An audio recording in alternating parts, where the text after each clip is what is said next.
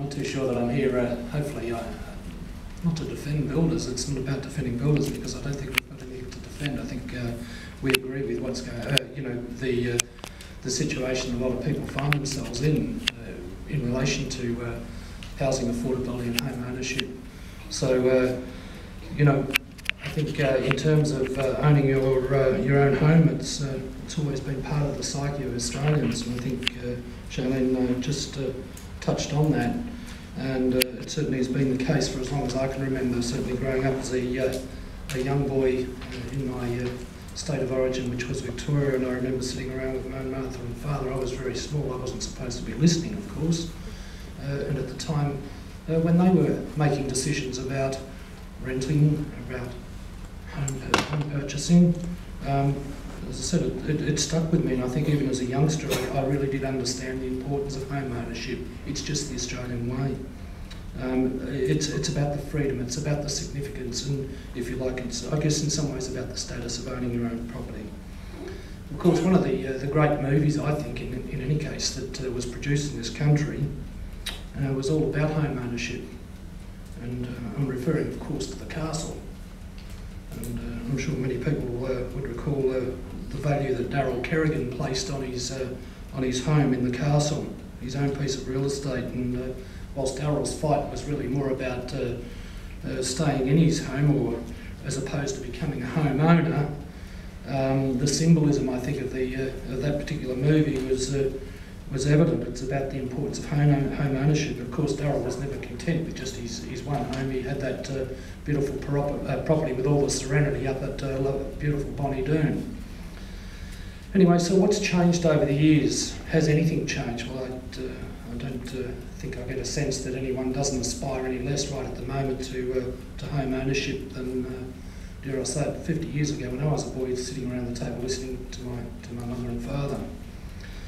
I don't think you get a lot of arguments from too many people as to whether it's more difficult owning a home, or certainly 30 years ago, 20 years ago, even 10 years ago. There's no question about it. It's less than controversial to say that it's more difficult now, and I think that the data supports that.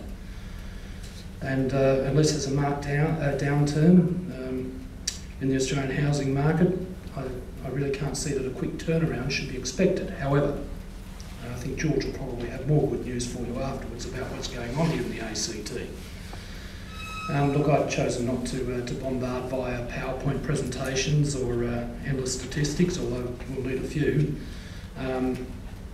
This is about housing affordability and availability, but needless to say, some of the numbers build very compelling cases as to why we might be in the situation we are today. As I said, no doubt George will be speaking. We'll focus on land supply issues, but we at Master Builders Association for a number of years have been beating the drum very loudly on land supply issues. And why wouldn't we? It's the lifeblood of our membership. The Hawke Report, again, I'm sure Amanda might talk about Hawke Report, and George probably will too, governing the city-state, that was released last week, and I'd implore all of you, if you want a good read, maybe read part of it, but it is some interesting stuff in there. But the Hawke Report pays a lot of attention to housing affordability and land supply issues. In simple terms, though, the report really does focus on past failures in bringing land to market, certainly in a more timely fashion, and it does also, I think, report in some ways on the abysmal land release record of the early part of this new millennium. I think, for instance, in 2004-05, we saw the release of less than 500 dwelling sites in the Territory, and that was to meet the needs of the Territory, and that was at a time when we already recognised that there was a chronic undersupply of housing in the country, and housing prices were escalating in the Territory. So it's not too difficult to understand that the impact that sort of land supply would have had on the market. Whilst when the ACT did, at that particular time and through certainly early parts of 2000, we were experiencing population rate growths lower than the national average. Those growth rates have increased significantly over the last few years. So in the face of that lag of supply, clearly the problems have been exacerbated. Notwithstanding, as I said, we've had other issues around escalating house prices. Again, we know in the ACT, particularly in the last 12 months, that in more recent times that housing starts have risen quite significantly. They needed to. We're 4,000 plus George, I'm sure, but again, George will discuss it. I don't want to pinch all of his data, his records. The master builders, we've supported the ACT government in their efforts, particularly in the past 5 or 6 years, to remedy the supply ills of certainly the 5 or 6 years that's before that saw that supply slip away quite significantly. As I said before, it really shouldn't be too difficult for anyone to understand why the master builders would support increased supply. As I said, our members, they want the work, they need the work, it's their livelihoods, it's their place in the community, but more importantly as well, the community needs the housing. We've got, of course, we see different styles of housing out there these days. We've certainly smaller blocks, far smaller blocks. I've got a myriad of statistics again. I'm not going to run through all of that, but we've seen obviously housing blocks come down dramatically size. If you look at the 1900s, I think the start of the 20th century was about 1,200 was an average, and here we're probably sitting, in 300s and 400s. Houses are occupying far more of that space, less room in those blocks for outdoor type activity. As I said, it's been it's quite significant. We've got debates going on around greenfields versus urban infill, and again, what that might provide in terms of more affordable housing. And I guess in some ways that whilst we hear a lot that multi-unit type development and high density housing, that's what people do want. I think a lot of young people are very happy in that environment, but then of course here in the Territory we've still got a lot of homes here, and eventually they would be able to move into a home after they've done the unit thing. So there's a lot of options here. The difficulty, as we're discussing, is around the cost. The balancing act is one that needs to be managed. Of course, the implications of flooding the market with land is certainly of interest to all, and that would be both existing home suppliers and particularly new entrants into the market. It might be well and good for the people who have been in the market for a while to sustain maybe a little loss, but some of those new entrants who have been geared up financially to actually deal with getting into the housing market could be affected far greater than anybody else if we were to flood the market beyond a point where it really did make a mess of the whole issue of home ownership. Again, we're witnessing through the ACT government's Affordable Housing Action Plan many responses to the growing problem, and master builders again have supported many of the initiatives that have been put in place. And we'll continue to support that action, but there will always be some riders, I guess. Today's Canberra Times was obviously ran a story on the ACT government's land rent scheme, and the initiative being creating interest in other jurisdictions. Again, it's all about the mix, and we're seeing a changing mix, and I think that's really telling.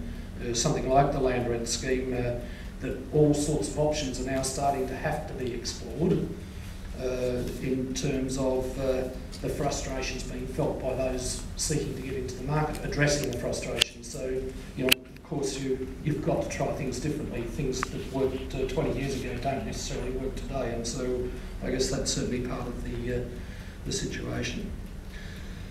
As I say, we support the ACT government, but despite our support for the initiatives, governments do have to foot most of the responsibility, I believe, for predicament before us. And I know in the introduction there was some comments about building and cost and whatever, but I'll get to that in a moment.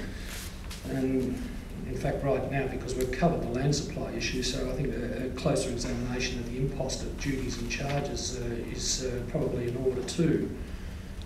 Just say, I'm not going to use the ACT, but I'll just use Victoria, for instance, in terms of the last 15 years, to give you an example. there's been a 424% increase in the collection of revenues by state government on stamp duty and land transfers. Given that the IGA at the time of the intergovernmental agreement around GST introductions was supposed to deal with some of those issues, it's very difficult, I guess, from a government's perspective to not continue to avail themselves of some of that revenue when they become very used to it. I would suggest, though, getting back to building costs, if building costs had arisen at the same pace at that, and I'm telling you that they haven't, we'd all be moving back into caves right now.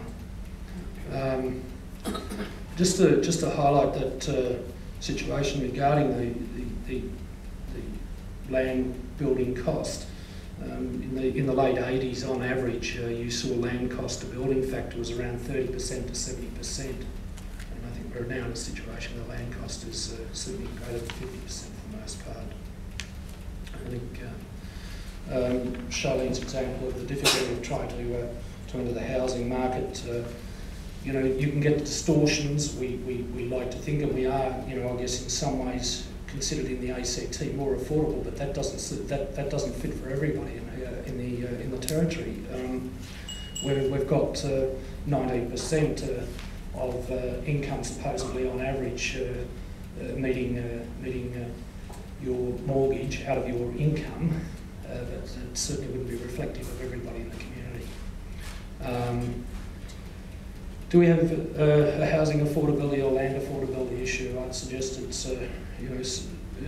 really is a lot around the land affordability issue. You'd ask where's the difference? They do go hand in hand in some ways, but as I said, we have seen some very, very sharp rises in the land and duties cost when all's said and done. Our building costs do vary from state to state.